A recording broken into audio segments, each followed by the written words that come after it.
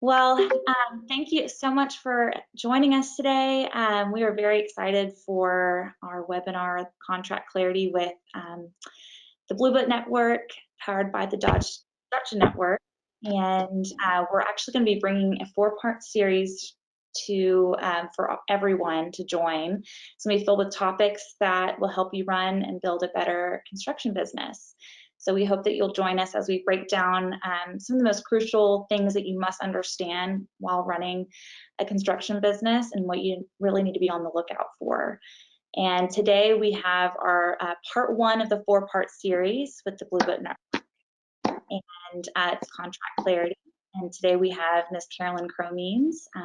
She's published author, award-winning lawyer, owner, and seasoned manager, managing partner of Cromeens Law Firm, and the owner of the Subcontractor Institute. And Karalynn has been practicing construction, real estate, and business law for over 17 years, and really has made it her personal mission to educate contractors on a national level.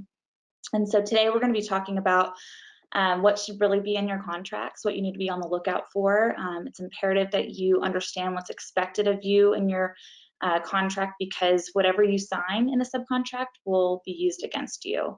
There are so many harmful contract terms, and signing one bad contract could land you in a costly lawsuit, or even worse, put you out of business. So Karalynn is going to be breaking down the bid and scope, contract documents, and then, of course, dangerous contract clauses that you need to be on the lookout for today. And just a couple housekeeping things. If you just could remain muted during the presentation, make sure to use that fill in the blank handout and follow along as we go through the presentation today. And we will have that Q&A at the end of the presentation, so you can feel free to submit any questions you have. You can unmute yourself at that point and ask Karalynn directly any questions you may have.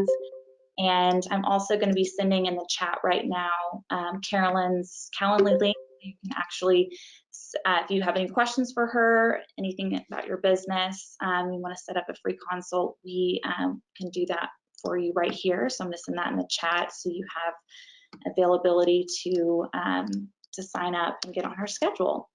I just sent that in the chat for you right there. But yes, so we're going to be starting here in just a moment. Again, thank you so much, and we look forward to a great session today. And Karalynn, go ahead and take it away. Unmute myself. I'm unmuted and I can hear me. Good morning, guys. Thank you so much for being here. I just want to take a moment and tell you kind of who I am and why it matters.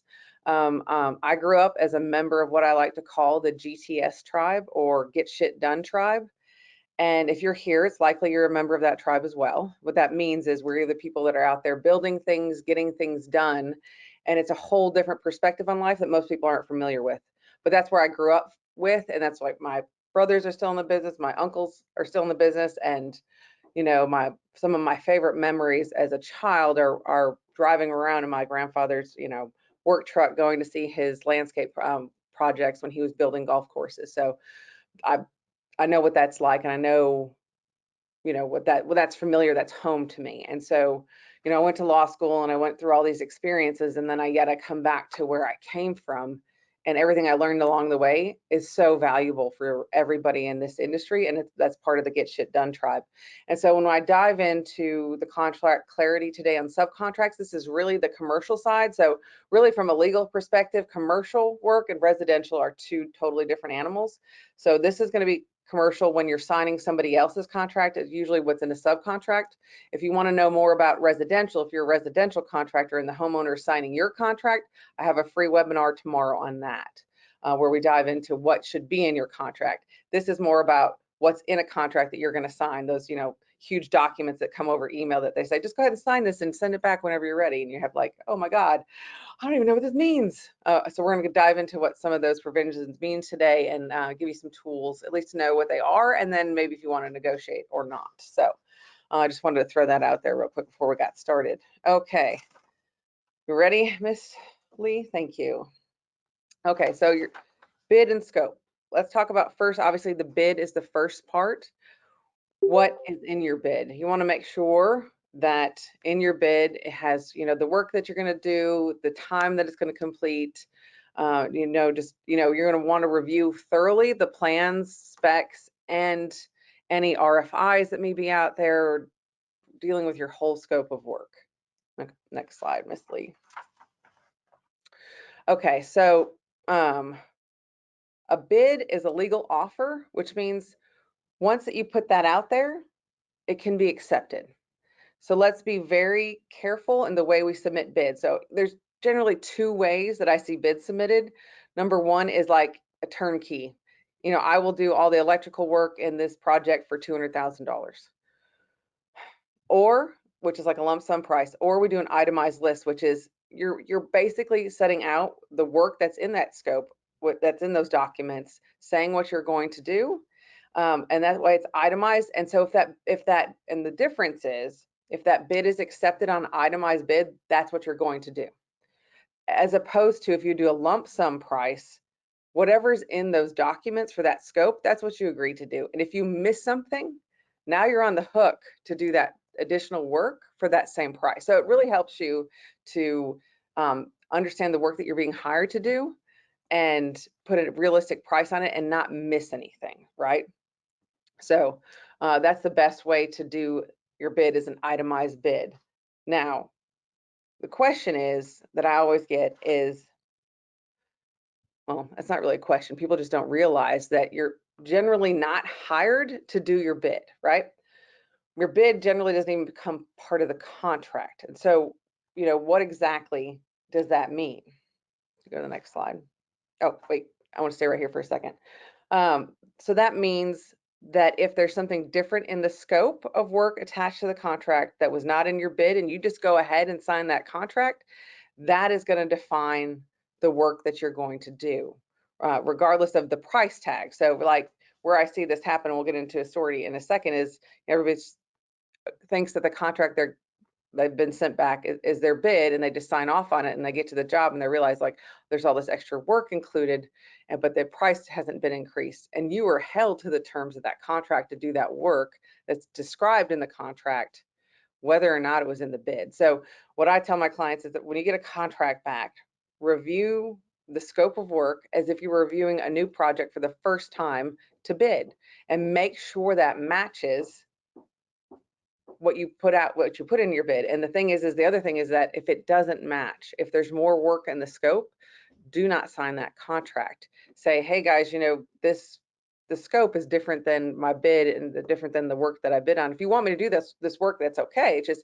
going to cost more money, and tell them the increased price. And then very importantly, get the contract reflected to increase that price, because like an email or a verbal statement saying just sign that contract and I'll get you an updated one is not going to help you after you sign the contract. So once you sign that, you're on the hook to do the work for that price. So make sure, be very careful of that.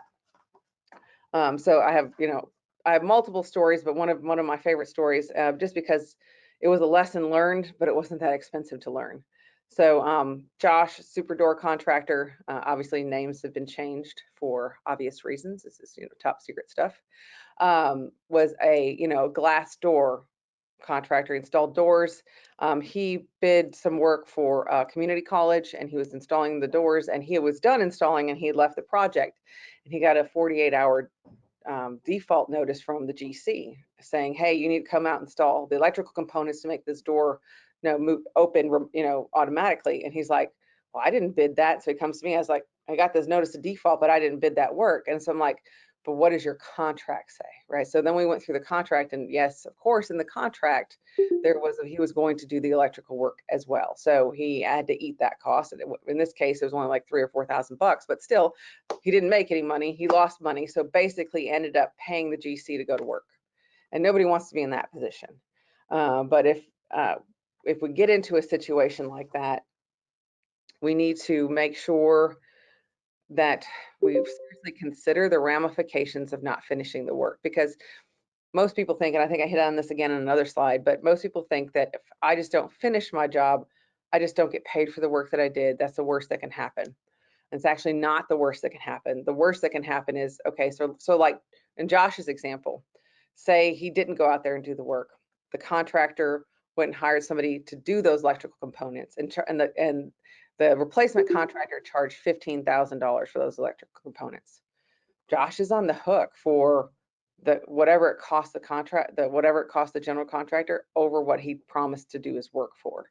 So it's not just you won't get paid, it's what is the difference. And if a GC is, and some subcontracts also, most of them have, it's not only the cost of the work, but there is a administrative fee, which is like 15% they can get tacked on top of that, plus attorney's fees. And so it really multiplies very fast. So that's why these situations can get so dangerous. So we really need to, make sure we know what we're signing in the scope.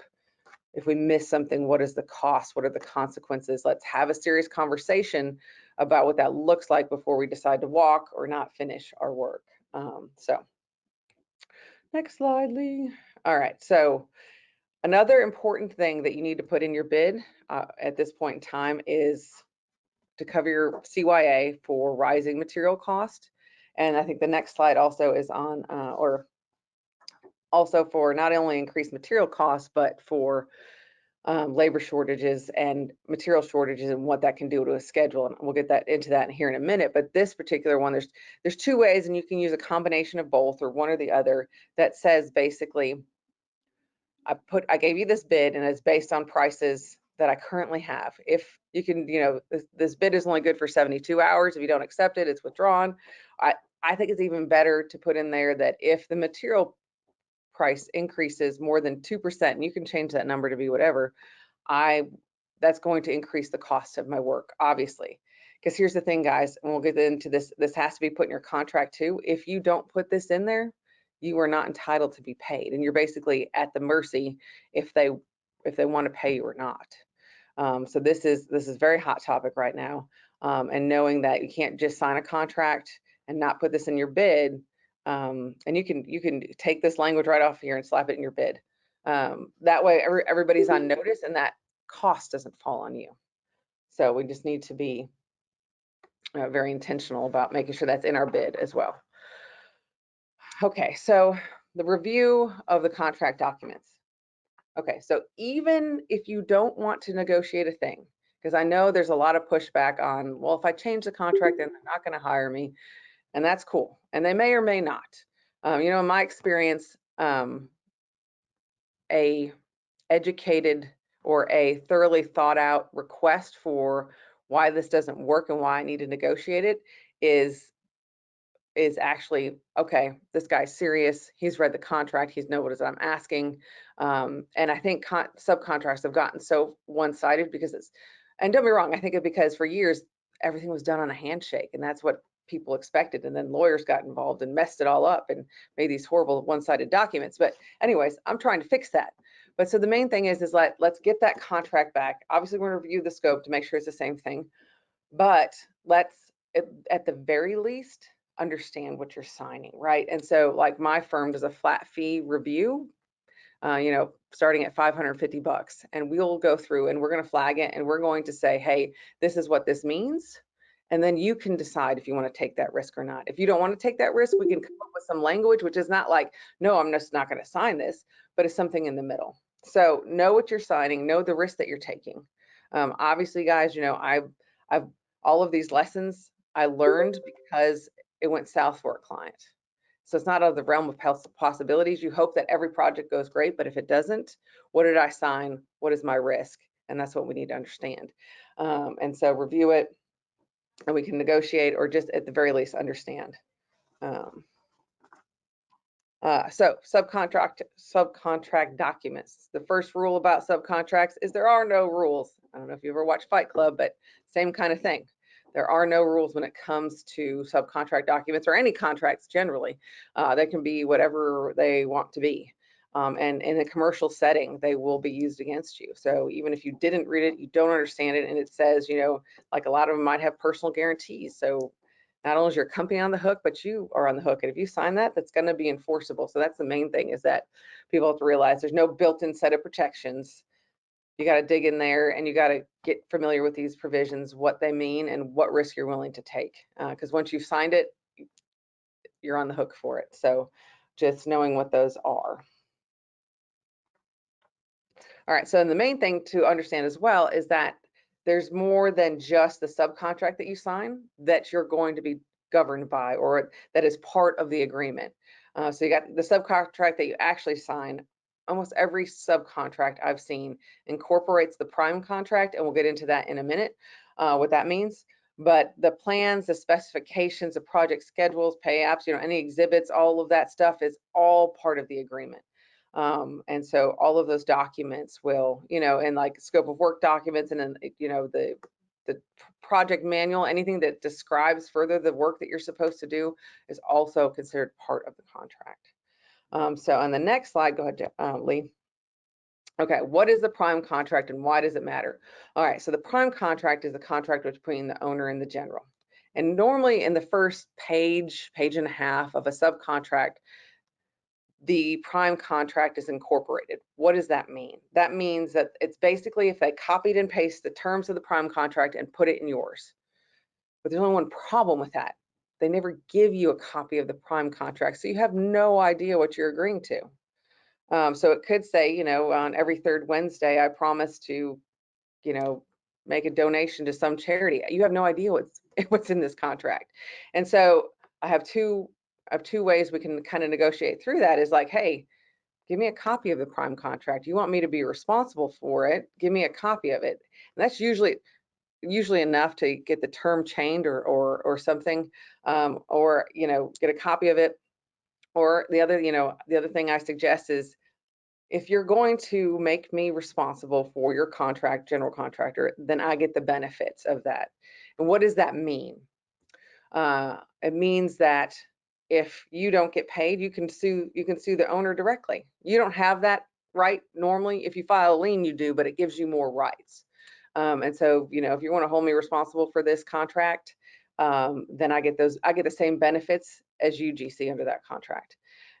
So, there's lots of ways to negotiate this. You can have it taken out. And here's the thing, guys, is that this prime contract being incorporated is really become a catch-all, right? It's just, in case I miss something in my contract, I'm going to cover myself here. And so it really, if you're being hired to do a job, it should be just explained in the documents in front of you. There's no reason for this, except to use it to screw you later on, right? In case they miss something that, one of the terms that they needed to put in. So I really would, this is one of the things that I would push back on, that I wouldn't just agree to. Like I said, at the very least, it's not unreasonable for you to get a copy if they want you to be responsible for it. So just know that even if you don't get a copy, you sign off on this, you're going to be held responsible for those terms. Okay, plans and specifications. Another thing, so the plans and specifications will be referenced in your contract. Make sure they're the same ones that you did your bid on, right? Even if they have an updated version, we got to dive in and figure out what the difference is, because usually, even if there's an updated version, it doesn't have to deal with your scope. You just want to make sure. And the RFIs, again, to make sure that you're informed of everything that's on there that could be potentially in your work. And here's the other thing is that I've had a lot of contractors been in their field of work for years, and just assume that they know their scope and that certain things won't be in their scope because that's how it's always been done. Don't ever think that, because there's no set of general rules of what that looks like. Just because it's never been done before doesn't mean it can't be done in this one. I had a steel erection contractor who, I don't think he even read the scope. He just assumed he was hired to do his bid. And then apparently the loose lentils that go on the bottom of the building for the bricks were in his scope. And he's like, wasn't hired to do that. $23,000 back charge because it was in his scope. And he's like, I've never done those. It just doesn't matter. It's what's in the contract that controls, and these things are always changing. So we just have to pay attention. Project schedule. So this is another thing that's, a hot topic right now, with material being in shortage and delays and getting all that. But it's important to realize that the schedule you agree to in this contract has teeth, right? You are making a promise that you're going to finish on that date or whatever that time frame is from when you start. If you can't, the ramification for that can be liquidated damages. That's that per day charge I've seen it anywhere from $200 to $1,000 a day for each day you don't finish on time. So whatever that schedule is, make sure it's realistic. And it's the same thing in your bid. Make sure you give a realistic schedule. If you think material shortages is going to be an issue, put that in your bid as well. And then make sure that you give yourself a provision in the contract that if that happens, you get more time. Because if not, and if not, we're talking about liquidated damages of $1,000 per day for each day you don't finish on time. And here's the other thing, is that even if your contract doesn't call for liquidated damages, if the prime contract was incorporated and that contract calls for liquidated damages, now liquidated damages are on the table. And the other thing that we have some great negotiating skills for liquidated damages that I like to put in there is, liquidated damages are only charged to the extent that the owner has actually charged the general contractor. Because sometimes, general contractors will use the liquidated damage clause just to renegotiate your terms or whatever, when they weren't actually charged from the owners, which means it didn't cost them a dime that you were late. So we can really dive in and have some flex, I guess, on these terms if we negotiate. If we don't, you're a day late, they can start charging you, and it doesn't really matter if they were charged or not. So that's why a project schedule is so very important. What is not included in your contract documents? Generally, your estimate or proposal is not. And some of the smaller projects, they might actually take your proposal and put it in the contract. Then you're cool as long as there's nothing else added. But on these bigger jobs, they're going to have a completely different scope than what your bid was. So make sure that it matches. The other thing is verbal agreements. If they promise something verbally and you have a signed contract, it doesn't mean anything, right? And here's the other thing too that I've seen come about recently is, okay, so you think if you don't sign the contract that you're not under the terms of the contract. Generally speaking, if you start working and acting under the terms of the contract, unless you said I'm not going to sign and here's the reasons why, you're going to be held to, hey, this is our contract, whether you signed it or not. So don't think by avoiding signing it that it won't have the same effect, because it will. And I've seen a lot of new contracts say, hey, if we send this in your email and you don't object and you don't sign within 5 days, you're considered to have signed. So be careful of that too. Don't think by not signing that you won't be under these terms and conditions, because the signature is just a formality. If you're acting, if you're working, then it's going to be considered that you're under the terms of that actual contract. So just be aware of that too. All right, flow down indemnity clauses. I'm going to spend just a minute here and I wrote a great blog article. I think it comes out next month on what indemnity is and why it matters. Because that's that huge bold language in the contract. And the main thing that indemnity, so regardless of an indemnity term, if say, okay, you install a pipe and the pipe burst and it causes damage, you're responsible for that damage. It's basically what indemnity means, right? So if something happens that you're responsible for, you have to cover the damage. And these big clauses that are in all bold print try to expand what you're liable for.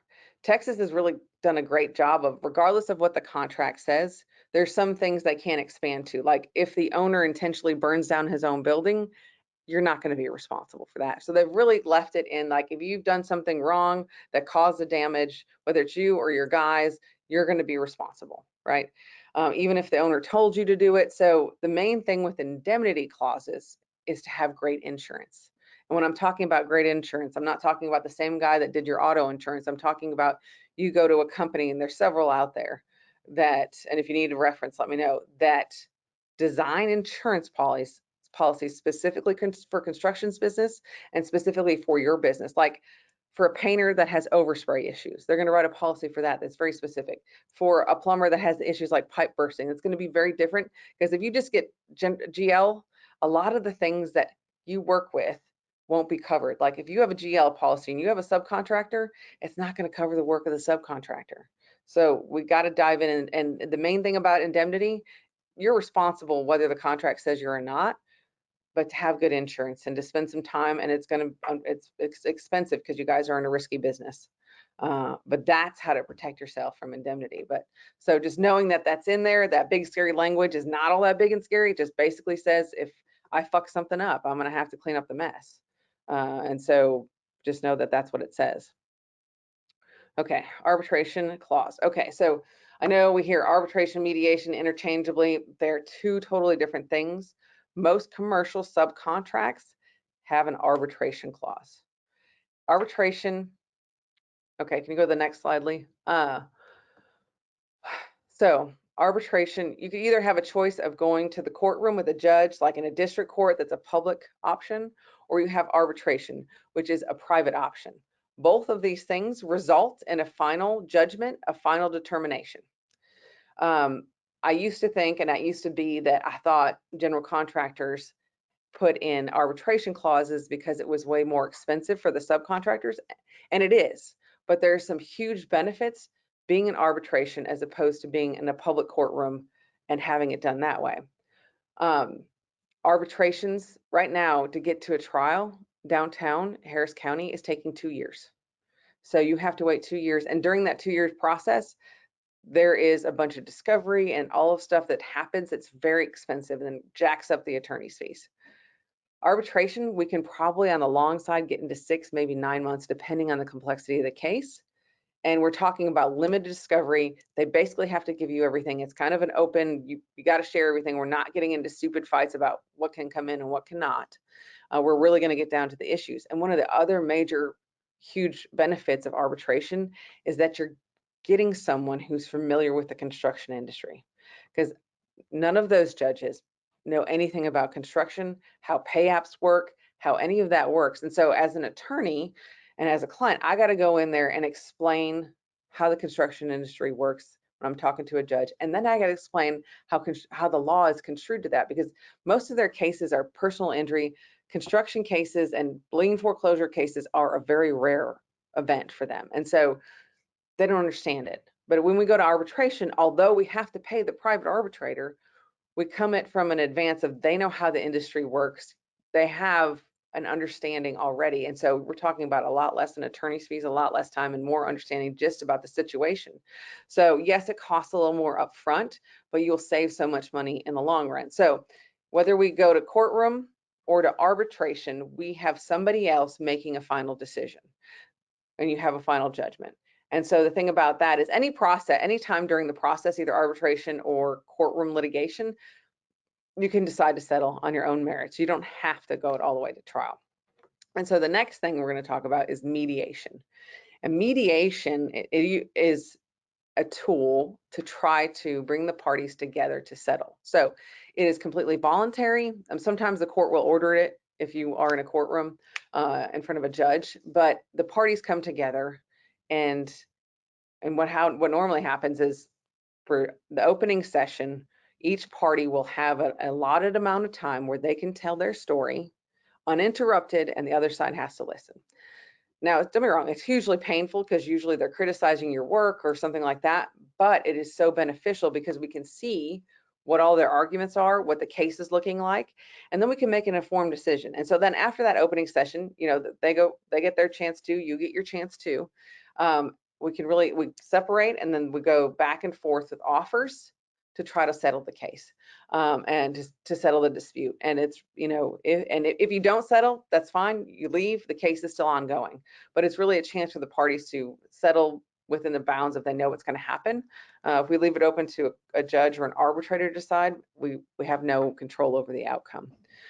So there is benefits to that. And most of the commercial subcontracts require mediation before you go to arbitration or courtroom litigation, because it forces you to sit down and deal with each other before you do that. So I think mediation is always a beneficial option to try to settle the dispute before we get to the courtroom.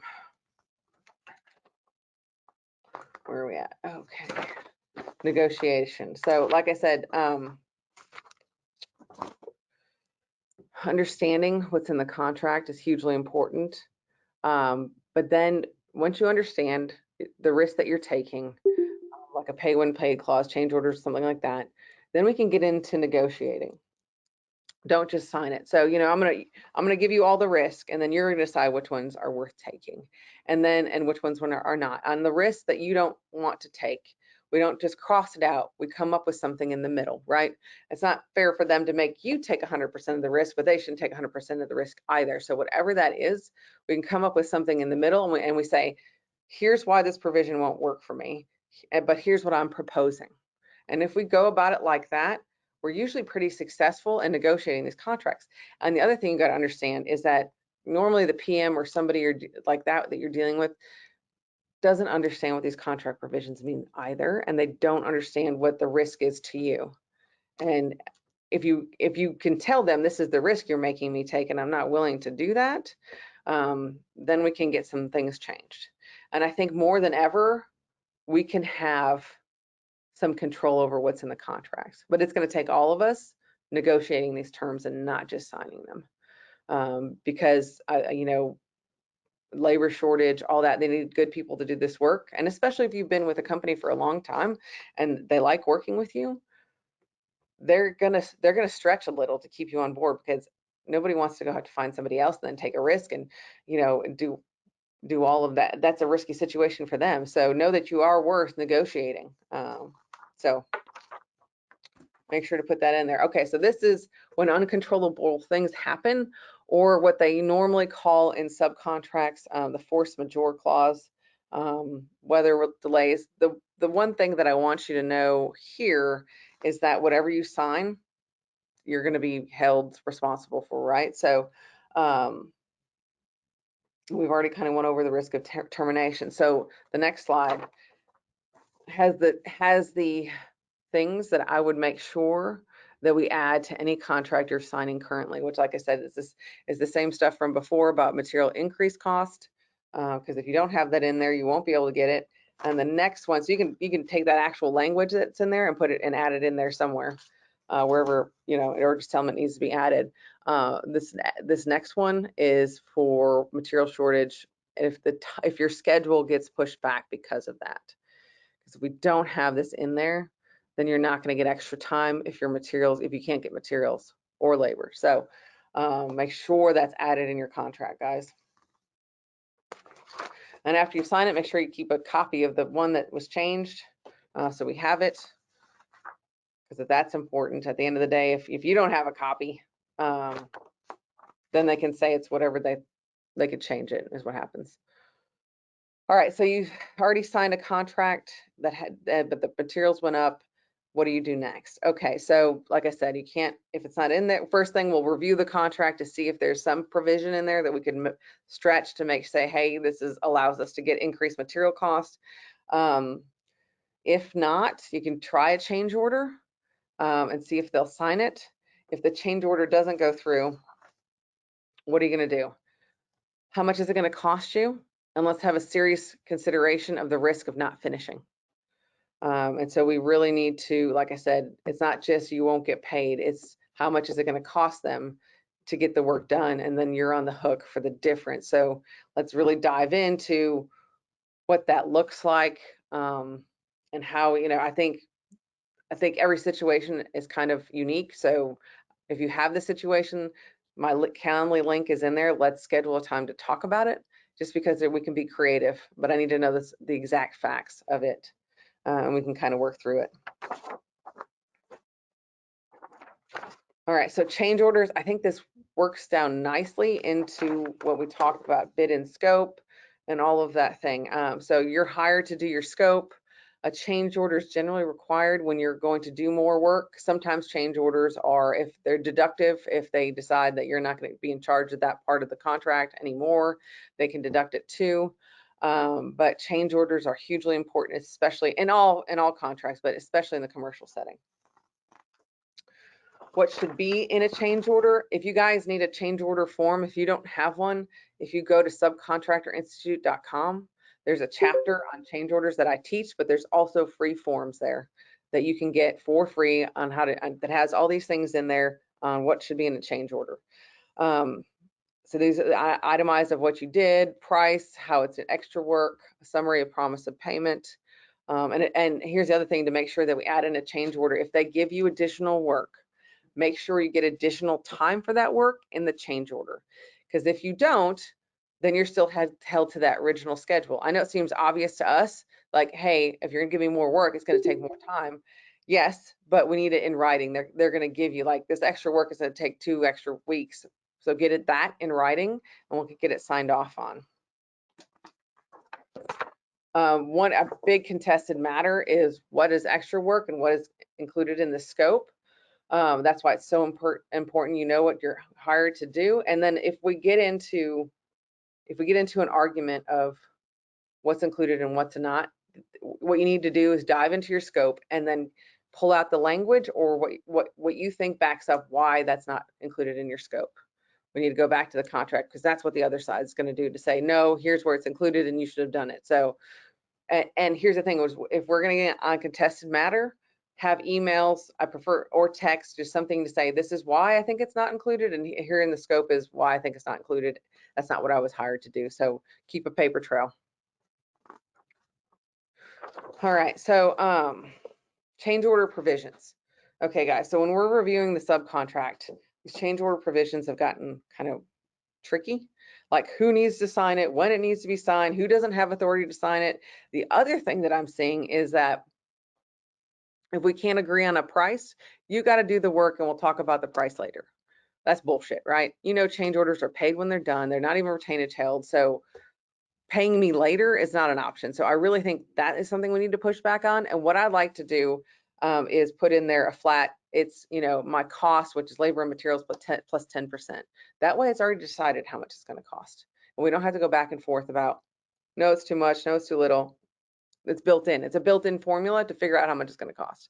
Otherwise, because like most of these contracts now is if we can't agree on a price, you got to do it anyways, and we'll talk about it at the end of the job. Which, like, if it's a $50,000 change order, that's a bunch, you know, I mean, you're going to eat that for how long? So just know what the contract says about change orders, who can sign them, who cannot, before you sign the contract. The next one, make sure that the change order is approved in writing before you do it. Don't do the work and then go ask for a change order, because you probably won't get it. And make sure we follow whatever the contract says of who has to sign, the manner that it gets signed, all of that, because like I said, these are the rules that you're going to be judged by, and you can't just do the work and ask for it later, because you won't. If you don't have a signed change order for extra work, you don't get paid for it. You can't lien for it. You're out. Basically, you just did it for free. So make sure that we get it signed. So if you put in a change order and it's denied, you could get sued. You could have to do the work. I mean, not get paid for the work that you actually did. And like I said, if you walk away, if they got to finish your work, then you're on the hook for the difference. Did I miss the slide? What's the next one? I think that's it. Yep. So that's kind of tipping your toe into commercial contracts. If you're in a hurry to kind of know more about it, Subcontractor Institute, I teach 20 chapters for free. Quit Getting Screwed, the book, is all about subcontracts. It's available on Amazon, or you can schedule a consult and we can talk about your particular matter. Or if you have a question, we can talk about those now too. Karalynn. All right, so we're going to open up the floor to any and all questions you may have for Karalynn. You can unmute yourself and ask her directly, or send a message in the chat and I will ask her for you. But please, any and all questions you have, this is your opportunity. And again, that Calendly link that I attached, you can directly set up an appointment with Karalynn to talk about any and all disputes or anything that you have questions on about your contracts. We are here to help.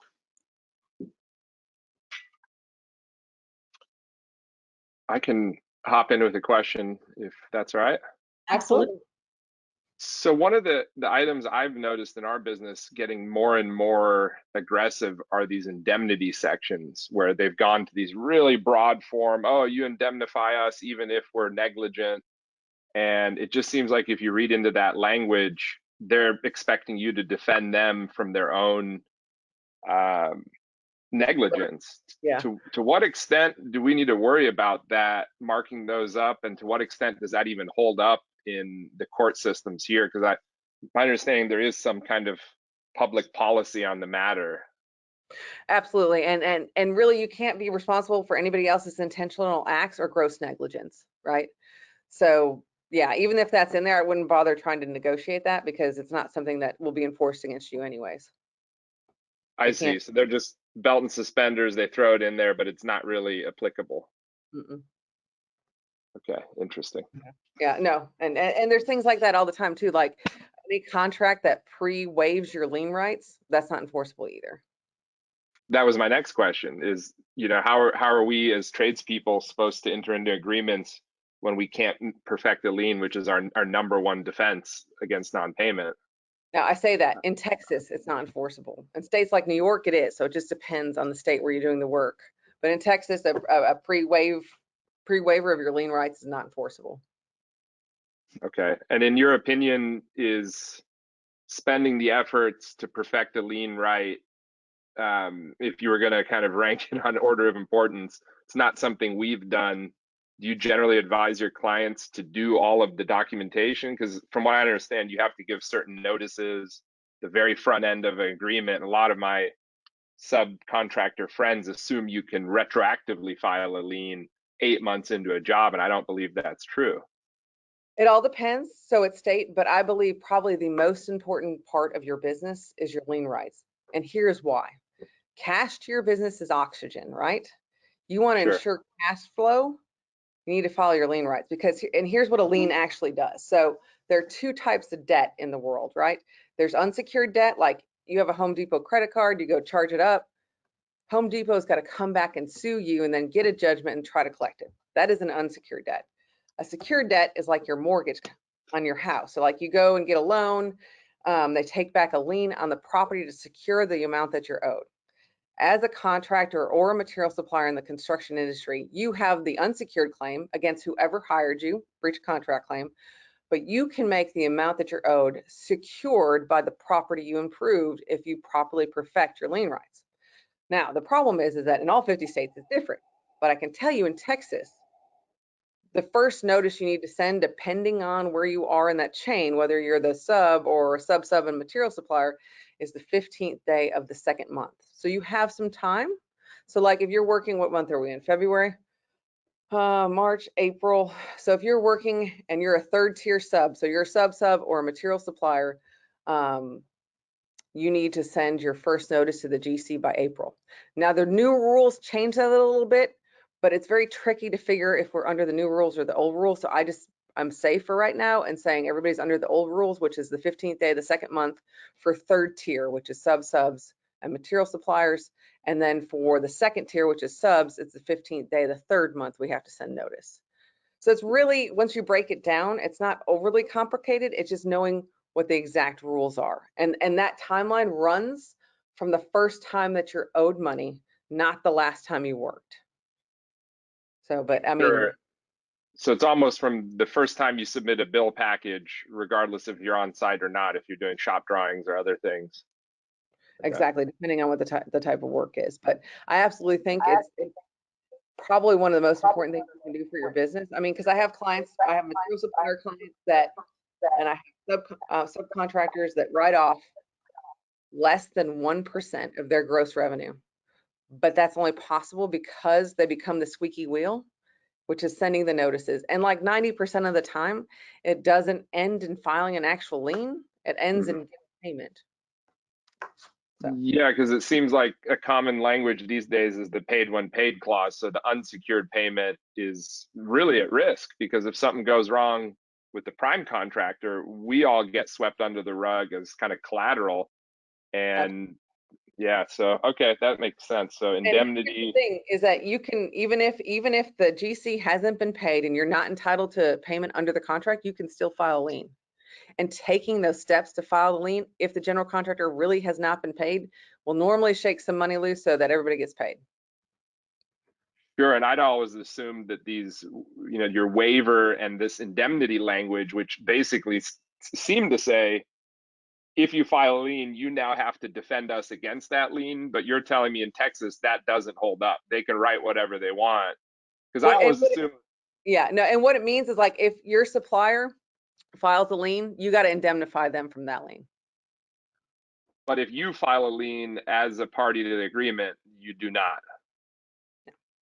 Okay, that's good to know. So probably more important to focus on liens even than indemnity language, it would seem, in the modern interpretation in Texas. Yeah, indemnity, like I said, all deals with it. If you fuck shit up, you're gonna have to fix it. Sure. Yeah, assuming you're doing the work correctly. Yeah. Yes. Question. Would you have any webinar about lien? I'm sorry, it cut out. Would you have any webinars about lien notices, lien filing? Yep, I actually have a great book called Quick Getting Stiffed, all about Texas lien law, where we can talk about your particular business. I offer a variety of ways, affordable ways to do lien process depending on what level you need, right? I have subscription pricing. If, you know, some of my bigger subcontractor clients that we stay on top of sending out their notices, and here's the thing is that we are not a lien filing service. We file liens, but we are attorneys that do collection work. Part of making the leverage, part of the leverage for collection is the lien process, but we're not just filing and sending documents. We're making phone calls. We're, you know, all of the things, if that's what you want. We can just send the documents, but so, you know, we can piecemeal a lien starting at $450. I have subscriptions starting at $1,000 a month. So it all just depends on how big of an issue collections are for you. And then, you know, we could do a training and try to teach you as much as we can in-house. So there's a bunch of different options. But I think the lien is an underutilized tool for subcontractors and material suppliers. And be on the lookout too on our Eventbrite page. If you follow us, you can get alerts when we add new presentations, and we are going to be talking about collections and collection strategy and liens and retainage and all of that for Texas as well. We have some kind of national as well, kind of general statements in there, but that will be next month. So be on the lookout for that webinar that's going to be coming up as well, that Karalynn. Do we have any on our YouTube page, Lee? We do, yeah. So if you follow us on YouTube as well, we have past presentations on liens. Our lien and collection specialist, Jessica Mora, has led many seminars on just that. So you can kind of watch those. They're usually between 30 to 45 minutes on our YouTube channel, but she goes through the whole lien process. So it's very detailed. And in Texas is overly complicated. Like I said, I wrote a whole book on Texas, but I've studied all 50 states, and some states are really easy and some states are more complex. Texas on the more complex side. But it is completely doable within a process that you can create and just follow continuously. I have a question. One more question, sorry. I just got a contract recently, and I see this clause about saying something about early pay discount. Have you heard about that? No, what is it? Early pay discount. So are they going to pay you early and they get a discount, or That's the thing that I don't understand. What does this really mean? You'd have to let me read it, because that's not something I've seen normally, and it may be something they're trying to offer. I've never seen it, but we can definitely review it and tell you what it means. It's not something I remember generally seeing. Yeah, it just says that we offer an early pay discount of 8% on checks, subject to approval. But I don't know what it means. Where they discount the percentage from? Are you paying somebody, or is that somebody paying you? I'm a subcontractor. This is a contract from a GC. I'm an electrical contractor, so this clause is included in the contract. Yeah. So do you want to give them an 8% discount if they pay on time? I don't understand what this clause really means. Is the early pay discount that they pay as early than the due date of the invoice? I mean, maybe it's they get paid. Sorry, I don't know. I don't understand this clause. what it may sound like to me is maybe they get a discount if they pay you before they get paid from the owner. I don't know. But either way, it sounds like if you sign it, that if they follow whatever they're saying, that you're giving them an 8% discount, which that's pretty high. Okay, no, I didn't request this discount. I just was wondering about it. We have requested that it has to be approved by the GC. Yeah, like I said, if you want to send it over, we can review it. I can tell you more about it. It's just hard to without actually seeing it. Okay, I will. Thank you. Uh-huh. I have a question. Yes, sir. Regarding signing of change orders and the scope of work, as far as the timing, I worked with the prime recently on a project that a couple of things were going on. It was with a developer, ground up project, and the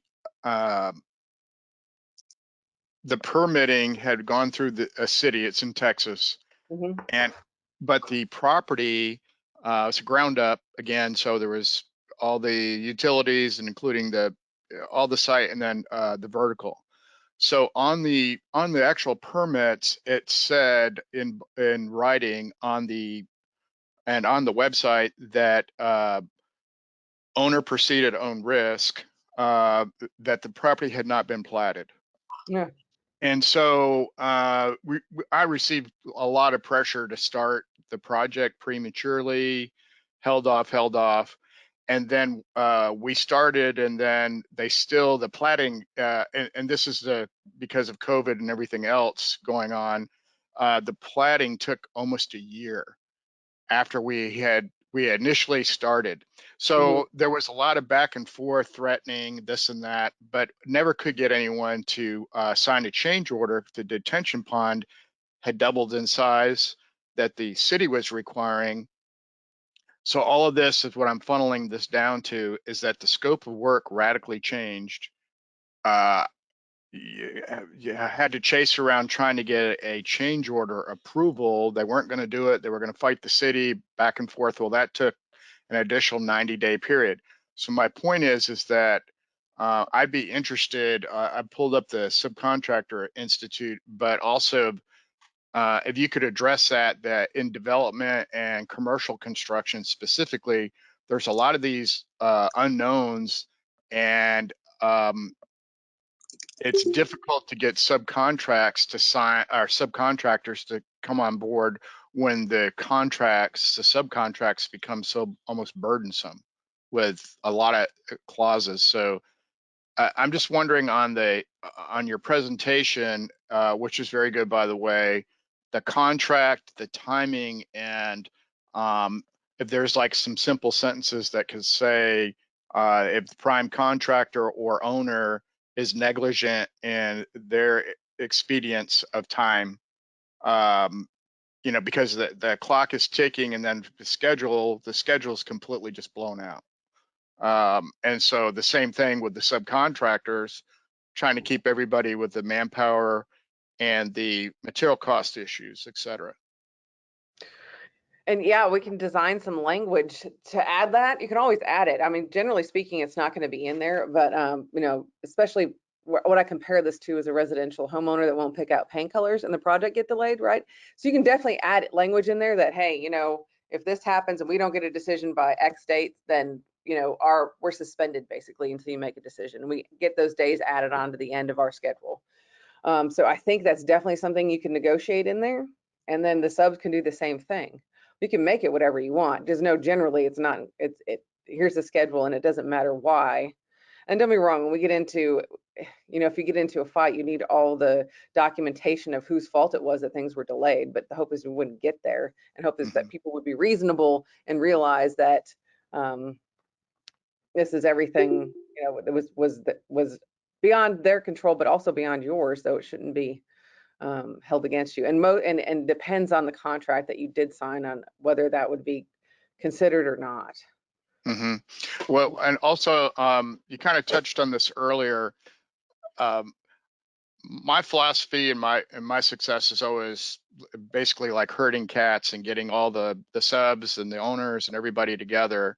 And I've done it across the state of Texas, also across the US.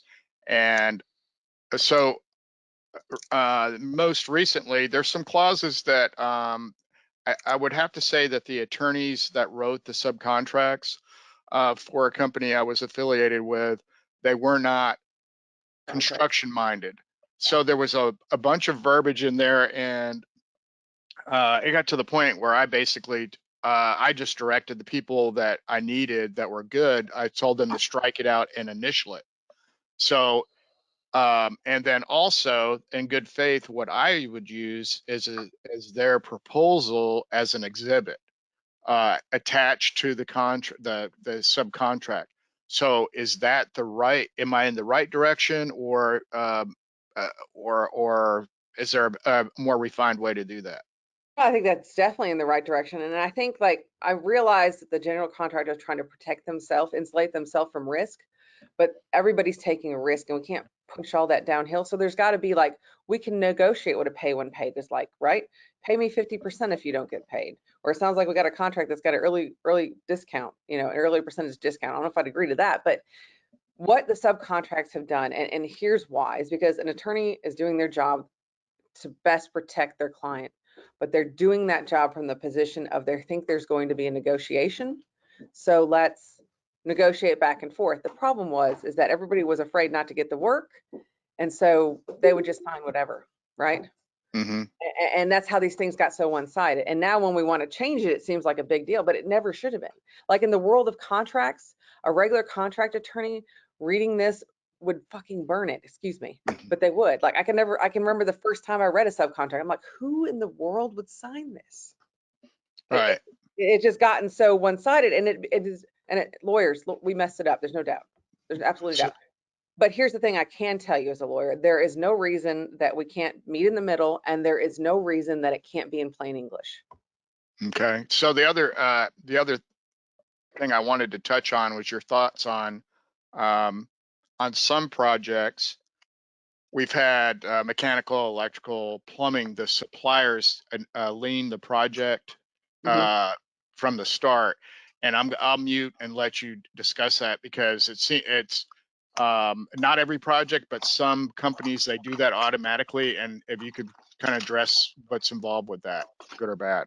Well, I think first off, it depends on the state. So I'm just going to say that we're talking about Texas, right? And so in Texas. Okay, so like there's a lot of lien filing services that mess this stuff up, and they just file liens. There's no reason to do that. In Texas, the rules are, as long as we keep sending notice, timely notice, we don't have to file a lien till we're done working or the project's complete. So there's no reason to do that. The way they want to be secure, and actually the better way to do it, is to keep sending notices. And I bet those guys that are filing those liens early, we could tear them apart and they're not even valid. And that's the other thing you got to understand, is like 90% of the liens that are filed are invalid. And so that could be easily erased. And so that knowing that is like, if you get a lien notice and it's not done correctly, we can tell them that. And if you file a lien, then they're responsible for your attorney's fees to get it removed. The lien has great leverage, but because it has such a great leverage, because the ultimate result would be the lien claimant forecloses its lien and could sell the property to force the sale to satisfy the amount that we're due, just like a mortgage. But in order to do that, there's a lot of steps that have to be followed, and you miss one of them, you're out. And most of the time people miss at least one. So, but yeah, there's no reason to file it unless they've stopped working or the project's complete. So we did get a message in the chat from Jorge. He's asking what the best thing to do when a GC does not respect the time frame that's given in the scope. Document it well, right? Emails back and forth, whatever you can do to say, hey, I'm trying to work, but here's why, and this is your problem, not mine, right? And the other thing that that I like to do is when we have, so the schedule is important because liquidated damages, right? Is that we add in there is that I can only be assessed liquidated damages if you, GC, are assessed liquidated damages from the owner because of my failure to complete on time. So we limit when that can happen. And so if that happens, it's not your problem, right? Especially if he's behind on something else, it really limits the teeth of it. But so that's what I would do on the front end. But if you're already in a contract, the best thing you can do is send emails, say that I'm ready and willing to work, but I can't, and here's why. Be very detailed, and then save those emails so you have it in your job file. So if it comes back, because what's going to happen, right, is we're going to get to the end of this project, you've done your work, and now they're like, oh, here's the bill for $10,000 because you didn't finish on time. And you're like, no. Here's all the reasons why I couldn't finish on time. So just make sure we have that story told us. And the other thing I would do is keep a timeline. Have all those emails, but a handwritten timeline of here's what happened. Because it's just your notes, which is fine, but it'll still refresh your memory of exactly how everything happens. Because the more we get away from it or we get busy with something else, we forget what that actually looks like. So if we keep a journal of the timeline of events, even if it's handwritten, it's very helpful to tell the story and, later on, because it's not going to be an issue right now. It's going to be an issue at the end when everything finishes late, and they're going to try to assess everybody liquidated damages, which the owner will probably assess against them if they're severely behind. Thank you. Well, we're gonna wrap up. I'm so glad you all joined, and we've had fantastic engagement and questions for Karalynn. And again, I will be sending a follow-up email with the full presentation, the link to our YouTube channel, which will have this full recording, so you can refer back to it whenever you need, as well as Karalynn's Calendly link, so you can sign up and schedule an appointment for a free consult with her. We're so thankful. Maggie Coleman's online here too with the Blue Book Network and Dodge Network, and we have 3 more upcoming topics that are very important in this series. So be staying tuned with all of us in regards to that. We're going to be talking about the most dangerous contract clauses, employment law do's and don'ts, and then how to get paid on time. So we will have a liens and collections webinar with the Blue Book as well. So we hope you join us for the rest of the series, and we look forward to seeing you very soon. Thank you all so much. Thank you, guys. Thank you.